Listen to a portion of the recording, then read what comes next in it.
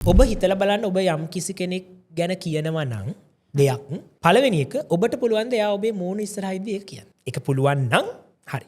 දෙවෙනි එක ඇත්තටම මේ වගේ දෙයක් තව කෙනෙක් ඔබට කිව්වොත් ඒක දරා ගන්න පුළුවන්.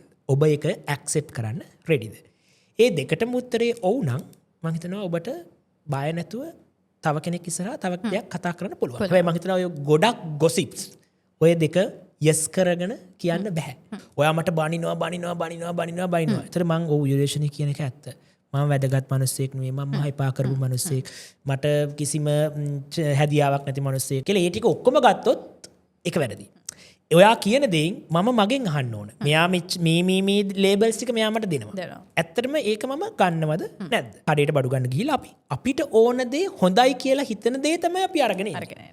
ඒ අරගෙන ආවට පස්සේ අපිට ඕන තරම් chance එක තියෙනවා exchange කරගන්න. right?